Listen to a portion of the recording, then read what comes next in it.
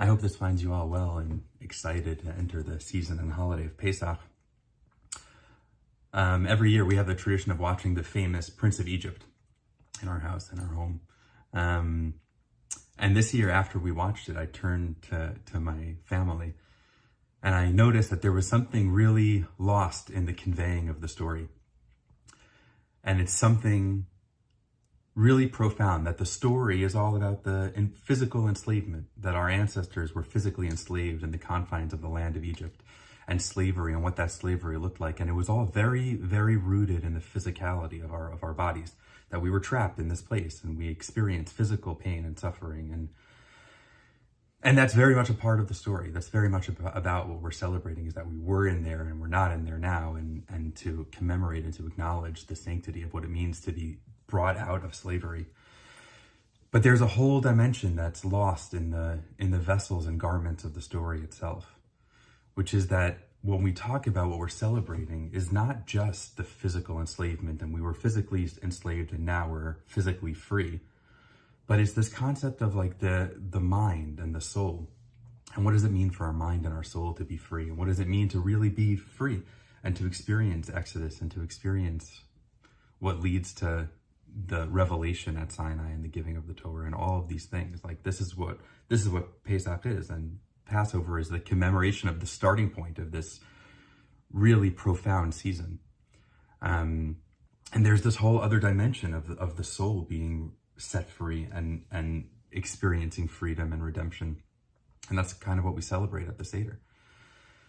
And there's a profound story really early on in the Haggadah where it talks about all these rabbis from Bnei Brak are coming together, and their students come in and they say, it's time to say the morning Shema. It's time to pray the morning prayers. And the Ohev Yisrael has a beautiful interpretation on this story. And he says, why? What are we talking about here? What's the purpose of this seemingly tangential story? And he explains, like, actually, no, this is what the whole Seder is about.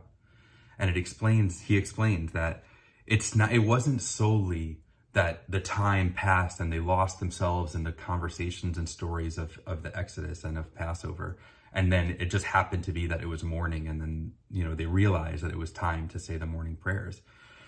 What the Ohev Yisrael explains is that actually what they were experiencing was the light of God, of godliness, of divinity. That light, when we talk about darkness, we're talking about suffering and pain and removal and separation and confinement.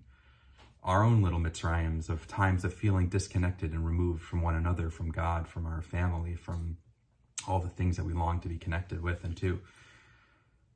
And the Ohev Yisrael explains that moment when the students come in and say, oh, it's time to say the Shema, that moment was because they experienced light. They experienced daytime. They saw that through the ritual and practice of the Seder, that they were actually able to experience daytime. So if they're experiencing daytime, it must be time to say the morning prayer.